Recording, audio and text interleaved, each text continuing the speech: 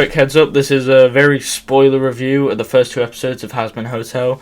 If you don't want to be spoiled of those 2 episodes in specific, I'd click off. Sorry for the low quality footage for some of this. I couldn't find many good HD rips of these 2 episodes because they're only in early access as of editing. Thank you for listening to me speak, and please watch the video. I need to pay my 8 kids' mortgage. Verbal Ace was not in the final show. It gets a broken marriage out of 10. Okay, hold up, wait, I can explain. After 3 years since the initial announcement that the show got picked up by A24, Hazbin Hotel is finally upon us. If you're not aware of what the show is, allow me to give you a quick rundown real quick. Hazbin Hotel is a show originally created by vivziepop, also known as vivziepop, here on YouTube. The show is all about Charlie Morningstar, Lucifer's daughter, attempting to rehabilitate sinners via her hotel, which will hopefully send them up to heaven, which spares them from the yearly exterminations, which kills a load of demons. The pilot, looking back on it all these years later, it's not as great as it once was, in my opinion. It's no doubt that it set a groundwork for indie animations here on YouTube, but to say it hasn't been surpassed by its peers would be an absolute lie. But now that the show is finally coming out, I thought now would be a better time than ever to at least discuss my opinions. You know, first impressions are really everything, so let's hope they knocked it out of the park, or maybe the show isn't that good at all. Episode 1 is obviously going to be the episode with the most weight on its shoulders. I mean, it's the first freaking episode. You better get that hook in early or nobody's going to care. Well, I'd say the biggest flaw this episode has is it doesn't really feel like an episode 1. Which I know sounds very, very weird, but allow me to explain.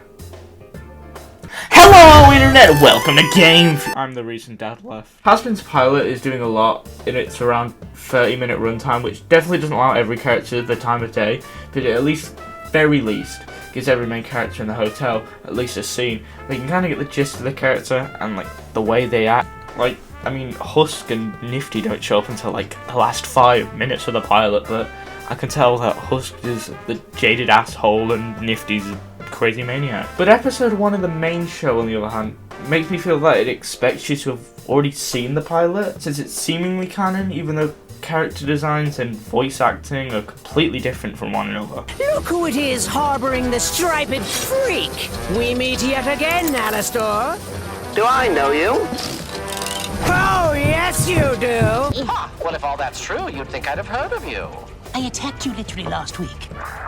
I also think that's very dumb since the pilot was released here on YouTube, whereas the final show is releasing as an Amazon Prime exclusive. So this is another case of having crucial information as external media and not in the main source, which I don't like. I just find it so bizarre as the show acts as if you sort of know who all these people are, and they don't introduce themselves really to the audience that much. I mean, they do it in some cases, like Angel saying he's here for the free room, Husk saying Alistair's keeping him here and whatnot. I just think in general it would have been better if episode 1 was more or less the pilot, but just trimming the fat with the whole turf war stuff and stuff along that sort. Which, come to think of it, it kind of does, since the boardroom meeting between Charlie and Adam has the same fundamentals as the pitch room on the news. I guess now may be a good time to talk about the new VAs, and I honestly think they all give a fine performance. None really blowing me away, but they all more or less sound the same as their pilot counterparts, so there's not really much to talk about. Oh, except Husk is just Keith David, so he sounds like Keith David, and by Keith David, he sounds like Tombstone in Spectacular,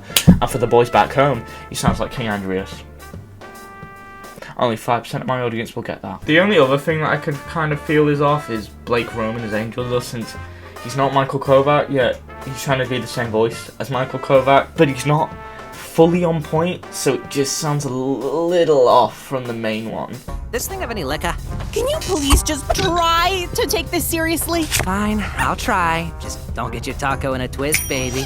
I'll have the horniest sinners knocking these walls down to get in. I don't know though, maybe it'll sink in as the show goes along. After all, I am a Sonic fan. I'm sorry, that was so forced. You can unsubscribe, it's fine. Overall, episode 1 was not a great introduction, but wasn't a bad continuation from where the pilot left off on that. Episode 2 is definitely an improvement, and instead of being the Frankenstein half normal, half introduction episode, it's just a normal episode of the show, so it's definitely an easier pill to swallow. But let's probably talk about the main stars of this episode being the 3 Vs, who are all mostly strong characters except Velvet, but that's only because she appears so little and has nothing to do in this entire episode. I think Vox's beef with Alistair is quite creative, putting the dude all about TVs up against the radio demon. It's fun to see, especially when it comes to their musical number. Oh right, this is a musical. Fuck! That's probably the best factor of the show so far, being songs. Happy Day in Hell is being the worst in my opinion, not being bad, but just kinda Holy shit, I'm gonna come. Vox and Alistair's versus song was quite good, keeping the tune the same throughout was something I liked instead of changing it whoever's singing. Oh, and Charlie Sings for Pinterest must have been found in Rebecca Sugar's archives. Fun fact, I actually heard it was a alternate version of the song Change. I'm gonna guess the stuff to do with Valentino will play a bigger role in a later episode, probably the one that Poison's in. I'm also gonna give a quick prediction, and if I'm right, I will put this down as an I told you so, and you've got to like, subscribe, and hit the funny button. I'm guessing from the lines from Valentino about not being able to change, Angel's gonna betray the hotel in some way. I don't know how. Maybe he'll like backstab them, sell them out, I don't know. Something along those lines I could definitely see happening. Overall, Hazbin's first 2 episodes are a bit messy, with an episode 1 that I could see turning some people off, and an episode 2 that is genuinely pretty solid. I'm very, very aware that this is going to be an upward battle for Vivzie due to all the controversy she's been in because of this show, and the Hazbin sister show, Hell of a Boss. Because of Hell of a being halfway into its 2nd season, there's a lot more to pick apart, and I wonder if she's learned from any of the criticisms of Hell of a, or continues to be criticised for valid and very non-valid reasons. Either way, I'm cautiously optimistic for Hazbin Hotel since I have no idea if episode 2 is just a fluke and have no idea what the rest of the show has to offer. Holy fuck. Okay, never mind, no, I was wrong about the show. Okay, fuck, it got a lot worse. You know what? Forget it. Just watch Ted, yeah. The final summary, just go watch Ted. We gotta lug these things around all day? Yeah, pretty much. We look stupid. Nah, we're fine. We look like suicide bombers having second thoughts.